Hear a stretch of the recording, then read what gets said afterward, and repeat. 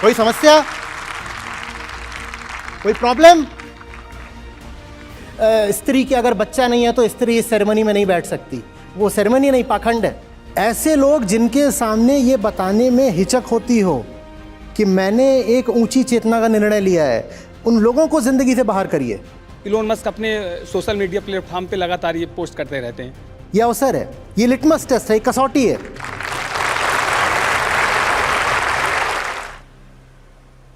नमस्कार सर, मेरी शादी को 11 साल हुए एंड मैं और मेरी वाइफ ने चाइल्ड फ्री रहने का डिसीजन लिया था बहुत पहले से।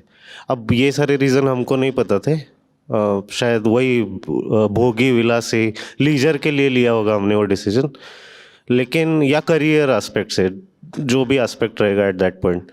एज अ मेल बहुत सिंपल होता है इंडियन सोसाइटी में ये किसी को बताना कि मैं बाबा चाइल्ड फ्री हूँ, लेकिन मेरी वाइफ को बहुत तकलीफ है बिकॉज एक स्टिग्मा एसोसिएटेड है। ना तकलीफ नहीं है, वो मौका है, अवसर है। ऐसे लोग जिनके सामने ये बताने में हिचक होती हो कि मैंने एक ऊंची चेतना का निर्णय लिया है, उन लोगों को जिंदगी से बाहर करिए। ये अवसर है, ये लिटमस टेस्ट है, कसौटी है। अगर आप जिंदगी में कोई भी ऊंचा फैसला ले रहे हैं तो वो ऊंचा फैसला आपकी एक और मदद भी कर देता है। पहली मदद तो ये होगी कि आपने ऊंचा फैसला लिया, आपने अपनी मदद कर दी, और वो ऊंचा फैसला आपकी एक मदद और करेगा। जो भी लोग अब उस ऊंचे फैसले का विरोध करें, आपको पता चल जाएगा यही वो लोग हैं जिन्हें जिंदगी से बाहर करना है।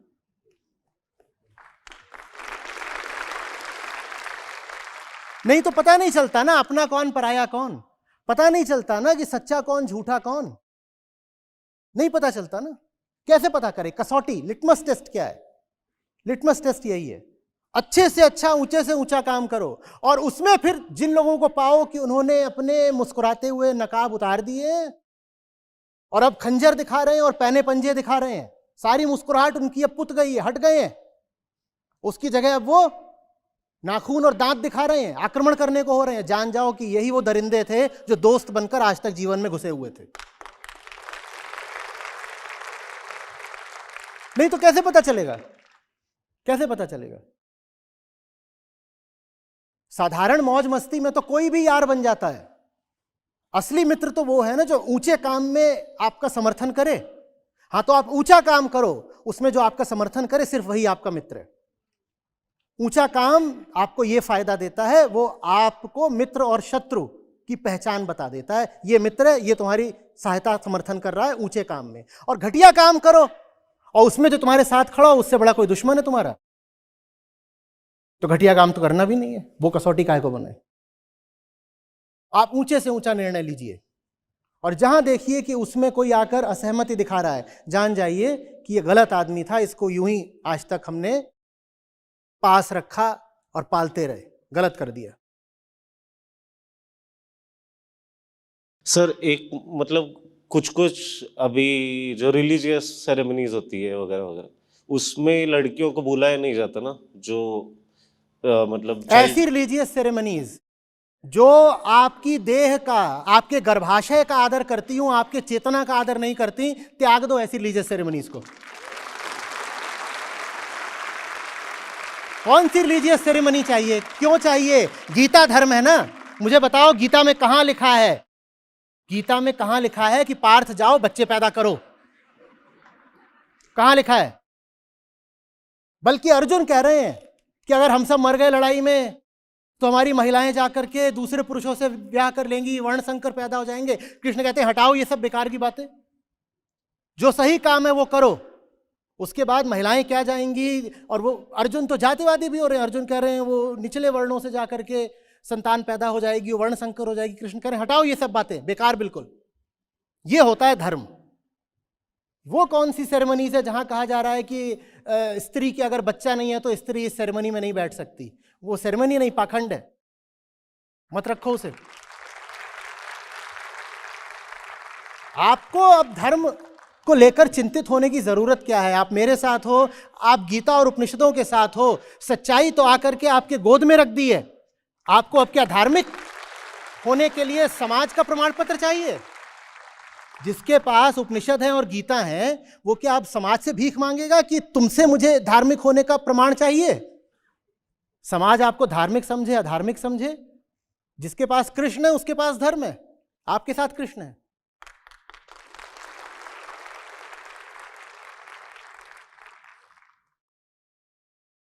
नमस्कार सर। सर तब मैं इसके बारे में बात करता हूँ पेरेंट्स से, शादी नहीं करनी है, बच्चे नहीं करने हैं, तो सर वो बोलते हैं कि तुम अकेले रह जाओगे लाइफ में। तो सर मुझे यहाँ के डर लगने लगता है। फिर उनसे कहिएगा कि एक और अकेला है, मुझे उसी के जैसे अकेले रहना है।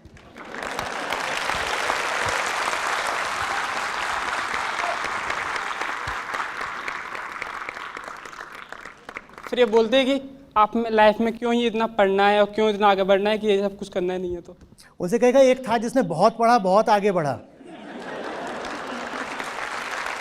मुझे उसी के जैसा रहना है। Thank you sir. कौन सा अकेलापन? यहां मैं एकांत के 5 मिनट भी खोजता हूं तो मुझे बड़ी समस्या हो जाती है। आप सही काम को अपनी जिंदगी देकर तो देखो, 1 मिनट नहीं मिलेगा किसी व्यर्थ। कौन सा अकेलापन? और तुम्हें क्या लगता है ये सब जो जोड़ेबाजी कर रहे हैं ये अकेले नहीं है? ये जोड़ों में होके भी नितांत अकेले हैं। ये भीड़ में, समुदाय में, परिवार में, पार्टी में, दावत में भी अकेले हैं। और मैं यहां मंच पर अकेला खड़ा हूं। मैं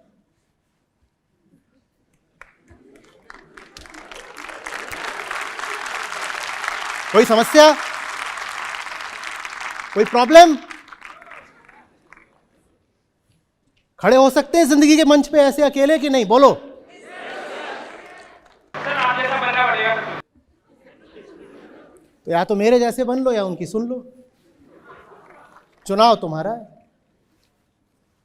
मैं भाई कोई आदर्श वगैरह नहीं, मैं ये इस काम से बहुत बचना चाहता हूं। आपकी अपनी जिंदगी, आपका अपना मंच है। मैं बस थोड़ा सा ये बता रहा हूं कि डर मत जाना।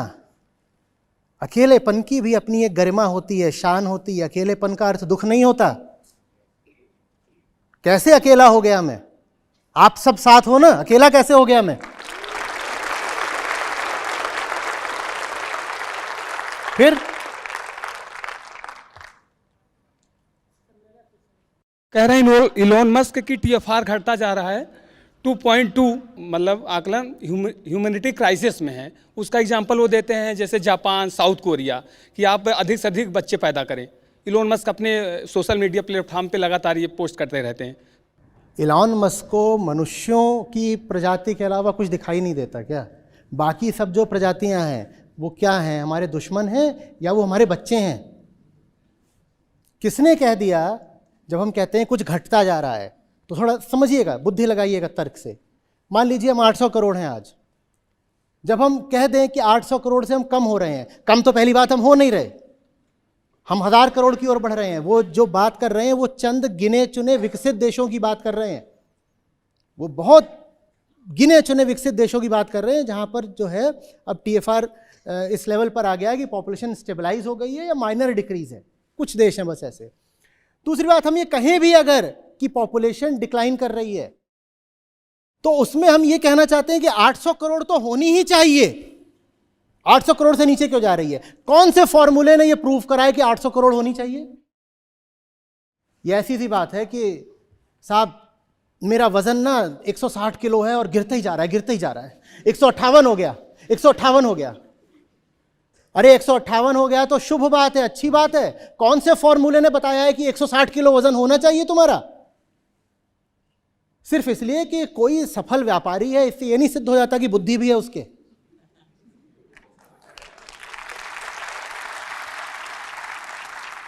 मैं फिर पूछ रहा हूं, कौन सा फॉर्मूला है जो कह रहा है कि 160 किलो वजन होना चाहिए? सारी बात यह हो रही है पॉपुलेशन डिक्लाइन। मैं पूछ रहा हूं from what levels? Decline from what levels? एक आदमी 50 किलो का है, उसका 2 किलो वजन कम हो गया, ये बुरा हुआ। एक आदमी 160 किलो का है, उसका 2 किलो वजन कम हो गया, ये बहुत अच्छा हुआ। पॉपुलेशन डिक्लाइन पहली बात तो हो नहीं रही, दूर दूर तक पॉपुलेशन डिक्लाइन नहीं हो रही है। दूसरी बात, अगर हो रही हो तो उससे शुभ घटना कोई हो नहीं सकती। तीसरी बात जो बहुत महत्वपूर्ण बात है वो समझो, बात सिर्फ पॉपुलेशन की नहीं होती है। Consumption equals population multiplied by per capita consumption.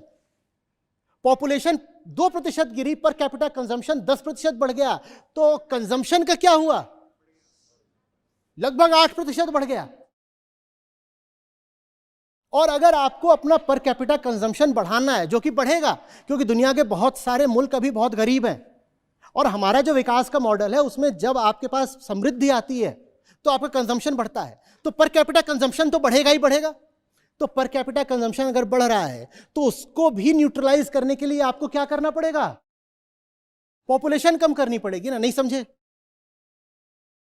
अभी अगर 50 यूनिट का कंजम्पशन हो रहा है, और 50 यूनिट कंजम्पशन ऐसे हो रहा है कि पॉपुलेशन है 10 और पर कैपिटा कंजम्पशन है 5। 10 की पॉपुलेशन है मान लो पूरे ग्लोब की, और 5 पर कैपिटा कंजम्पशन है, तो टोटल कंजम्पशन कितना है?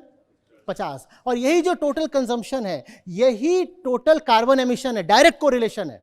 Consumption and carbon emission are directly correlated. तो 50 बराबर 10 गुणा 5। ठीक, ये जो 5 है, 5 क्या है? प्रति व्यक्ति उपभोग, कंजम्पशन। ये बढ़ेगा ही क्योंकि दुनिया में अभी कैसे लोग बहुत हैं? गरीब लोग बहुत हैं। उनके पास जब पैसा आएगा तो क्या करेंगे? वो कंजम्पशन करेंगे। एक गरीब का घर था जिसके पास पंखा भी नहीं था, उसके पास पैसा आया है, वो पंखा और कूलर खरीद रहा है। हम ये नहीं कह सकते कि ये गलत कर रहा है, गलत कर रहा है। बिल्कुल गलत नहीं कर रहा है, एकदम ठीक कर रहा है। भारत जैसे देश में अगर किसी घर में कूलर भी नहीं है तो ये क्लाइमेट एक्टिविज्म की बात नहीं है, ये पॉवर्टी है सीधी सीधी। हर घर में कूलर होना चाहिए। लड़कियां आती हैं अपने छोटे कस्बों से, गांव से, शहरों में काम करने आती हैं, और हम जानते हैं शहरों का पब्लिक ट्रांसपोर्ट सिस्टम कैसा है। हर लड़की के पास कम से कम अपनी एक बाइक या स्कूटी होनी चाहिए। हम इसको नहीं कह सकते कि ये तो कंजम्पशन है। कंजम्पशन है, कंजम्पशन नहीं है, ये बेसिक नीड है। कूलर का होना, स्कूटी का होना, ये बेसिक नीड है। तो आदमी जब गरीबी से थोड़ा सही स्तर पर जाएगा तो कंजम्पशन तो बढ़ेगा। माने 50 बराबर 10 गुणा 5 था, उसमें ये जो 5 का आंकड़ा है इसे तो बढ़ना पड़ेगा, और इसके बढ़ने में कोई बुराई नहीं है, बिल्कुल कोई बुराई नहीं है। अमीर अपना कंजम्पशन बढ़ाए उसमें बुराई है। अमीर अपना कंजम्पशन बढ़ाए, प्राइवेट जेट खरीदे, उसमें बुराई है। पर एक गरीब आदमी है, वो अपना कंजम्पशन बढ़ा रहा है तो जरूरी है बाबा। वो फटे कपड़े पहनता था, वो कपड़े अब पहनना शुरू करेगा तो कपड़े पहनने में भी कुछ कार्बन एमिशन होता है, उसको हम बुरा नहीं बोल सकते। तो ये जो 5 का आंकड़ा है ये बढ़ना है, और जो 50 है हम वही नहीं संभाल सकते। हम अच्छे तरीके से जानते हैं कि आगे हम बात क्या कर रहे हैं, आदर्श क्या बना रहे हैं। ये जो COP वगैरह हमारे होते हैं तो उसमें 2030 के, 2050 के हम गोल्स लेके आते हैं कार्बन एमिशन के। उसमें हम क्या बोलते हैं कि ये जो 50 का आंकड़ा इसको अभी कम करना है ना, कम करना, और नहीं बढ़ा सकते। जितना है उतने में ही क्लाइमेट चेंज इतना हो गया। अब 50 बराबर 10 गुणा 5, 5 को तो बढ़ना ही बढ़ना है और 50 को नीचे लाना है, तो क्या करें? इस 10 को तो गिराना पड़ेगा ना। तो 10 अगर गिर रहा है तो शुभ बात है या रोए कि पॉपुलेशन डिक्लाइन हो रही है? तो ये क्या हुआ बना रखा है कि पॉपुलेशन कोलैप्स, पॉपुलेशन कोलैप्स, मूर्खता की बातें। हमें चाहिए पॉपुलेशन कोलैप्स भाई, हमें चाहिए है, और वो हो नहीं रहा है, कहीं से नहीं हो रहा। जापान की आबादी कितनी है? जापान में अगर 0.5% डिक्लाइन इन पॉपुलेशन हो गया, उससे पूरी दुनिया की आबादी पे क्या अंतर पड़ता है? भारत और बांग्लादेश को देखें, हमारे 5 जिलों के बराबर है जापान। और जो विकसित देश भी हैं उनमें जो सबसे बड़ा विकसित देश है, जो बात एलॉन मस्क बोलेंगे नहीं, उनका अपना देश अमेरिका, वहां पर आबादी जबरदस्त तरीके से बढ़ रही है। जापान का उदाहरण बार बार दे रहे हो। डेवलप्ड कंट्रीज में से एक ही है जिसकी आबादी अंधाधुंध बढ़ रही है, उसका नाम है अमेरिका।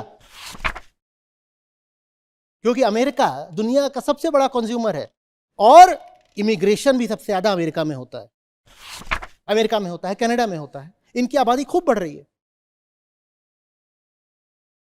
तो कुल मिलाकर के दुनिया की आबादी काफी तेजी से बढ़ ही रही है। और एक बात और समझना, कुछ बातें पर्सपेक्टिव में रखनी जरूरी है, नहीं तो हमें आंकड़ों के माध्यम से धोखा दे दिया जाता है। एक आदमी का वजन 90 किलो था, उसका 90 से बढ़ के 95 हो गया। इसको देखिएगा, यहां पर डॉक्टर्स कितने हैं वो बताएंगे मुझे। ठीक है, आप बताइएगा। एक आदमी का वजन 90 किलो था, माइक दीजिएगा आपको। भाग के आओ, भाग के आगे आओ।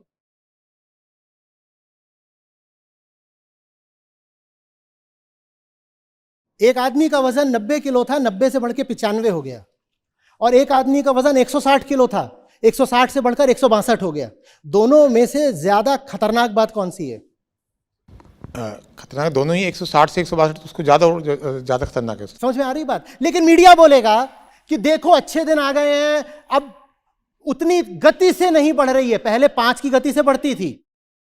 पहले प्रतिवर्ष इसका जो वजन था वो 5 किलो की गति से बढ़ता था, अब 2 ही किलो से बढ़ रहा है। इसका मतलब यह है कि सब ठीक है। तुम ये नहीं देख रहे हो कि पहले जब बढ़ रहा था तब बेस 90 का था, 90 से 95 हो गया और शायद उसकी जान बच जाए। पर 160 का जो है, जब वो 162 होगा तो अब वो मर के रहेगा।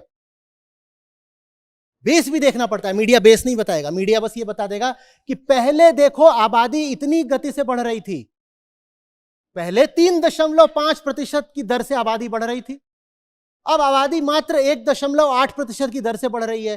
But at what base? 90 वाला 95 हुआ है या 160 वाला 162 हुआ है? यह आपको नहीं बताया जाएगा, यह आपको खुद सोचना पड़ेगा। समझ में आ रही बात?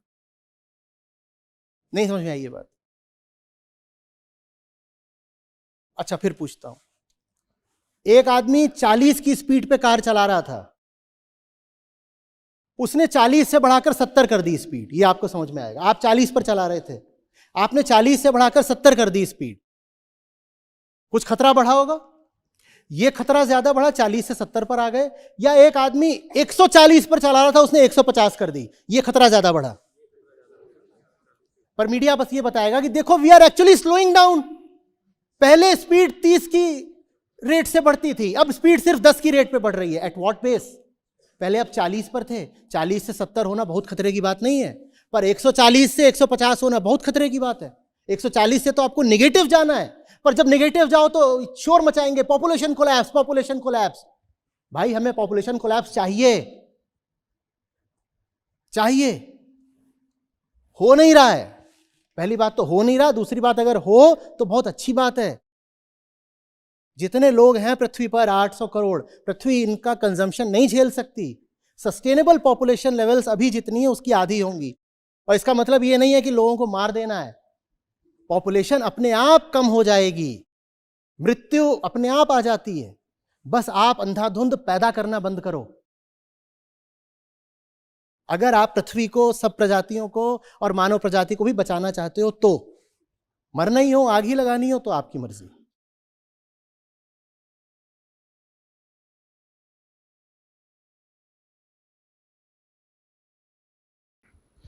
नमस्ते सर। मैं एमपी कटनी से आया हूँ और बलराम नाम है मेरा, और पिछले 10 महीने से आपके सत्रों से जुड़ा हूँ।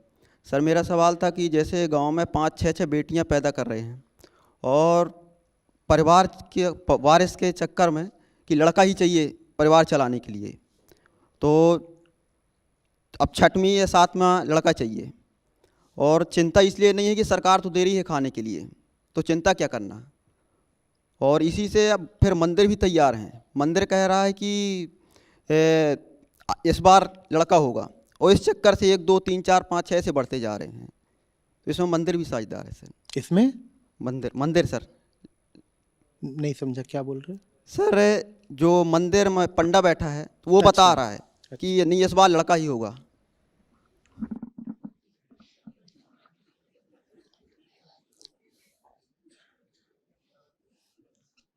इसमें कई तरीके के चुटकुले बनाए जा सकते हैं, पर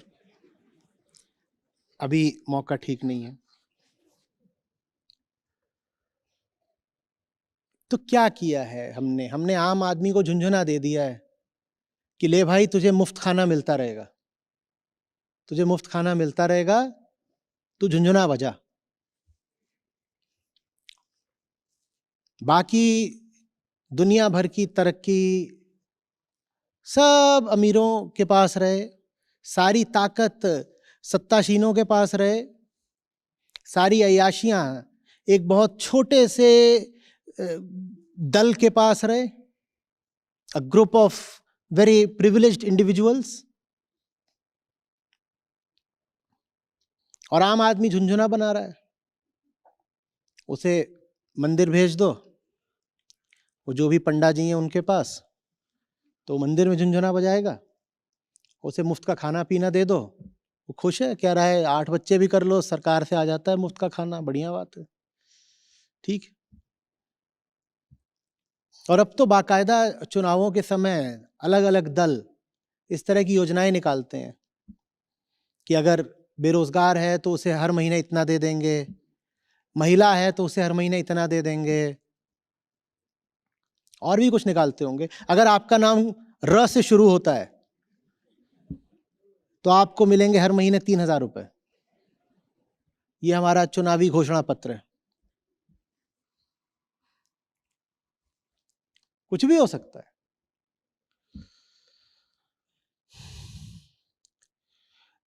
इन सब मुद्दों की जो काट है वो बताई दे रहा हूं। इन सब मुद्दों की काट क्या है? आत्मज्ञान। एक बार आप समझ गए ना आपके भीतर कौन सी चीज है जो आपको बेवकूफ बनाती है, आपके भीतर ऐसा क्या है जिसका उपयोग करके पूरा संसार आपको मूर्ख बनाता है, फिर आप बच जाओगे। झूठा सब संसार है, तू ना अपना मीर। झूठा सब संसार है, को ना अपना मीर। राम नाम को जान ले, चले सो भौजल जीत रे साधो, चले सो भौजल जीत। झूठा सब संसार है, को ना अपना मीर। झूठा सब संसार है, को ना अपना मीर। राम नाम को जान ले, चले सो भौजल जीत रे साधो, चले सो भौजल जीत। साधो यह संसार है, जैसा सेमल फूल। साधो यह संसार है, जैसा सेमल फूल। दिन 10 के व्यवहार में, झूठे रंग ना भूल रे साधो, झूठे रंग ना भूल। जागो लोगो मत सो, ना करो नींद से प्यार। जागो लोगो मत सो, ना करो नींद से प्यार। जैसे सपना रैन का, ऐसा यह संसार रे साधो, ऐसा यह संसार। नींद निशानी मौत की, उठ कबीरा जाग। नींद निशानी मौत की, उठ कबीरा जाग। और रसायन छोड़ कर, नाम रसायन लाग रे साधो, नाम रसायन लाग। हाँ जी, नमस्कार। मैं और मेरी वाइफ कीर्ति, हम दोनों लगभग 6 महीने से सभी सत्रों में साथ जुड़े हैं। हम दोनों बेंगलोर में रहते हैं और हम एक US बेस्ड बैंक है उसमें काम करते हैं, फाइनेंस डिपार्टमेंट में। आचार्य जी को यूट्यूब पे कुछ देर से सुन रहे थे, 8-9 महीने से, और कुछ लगभग 6 महीनों से चारों सत्रों में लाइव जुड़े हैं, दोनों ही साथ में सुनते हैं। तो आज हमने अष्टावक्र गीता श्लोक 10.5 में ये जाना कि जो अहंकार होता है उसके लिए उसकी खाल के अंदर अहम होता है और खाल के बाहर विश्व होता है। और ये सिद्धांत तो है ही कि संसार जड़ है और जो अंदर है वो चेतना है। तो अहंकार को लगता है कि अंदर चेतना है, बट जो ज्ञानी इंसान होता है वो ये सच में समझता है कि बिना किसी भेद के, बिना किसी डिस्टिंक्शन के, जो खाल के अंदर है वो भी जड़ है और जो बाहर है वो भी जड़ है। और जब किसी इंसान को ये समझ आता है तो उसके अंदर उसकी चेतना का जन्म होता है और यही असली अहम का जन्म होता है। राज के सीख के श्लोक के संदर्भ में एक दोहा गाना चाहूंगा मैं। बुरा जो देखन में चला, बुरा ना मिले आको, जो दिल खो जा अपना, मुझसे बुरा ना कोई रे साधु, मुझसे बुरा ना कोई।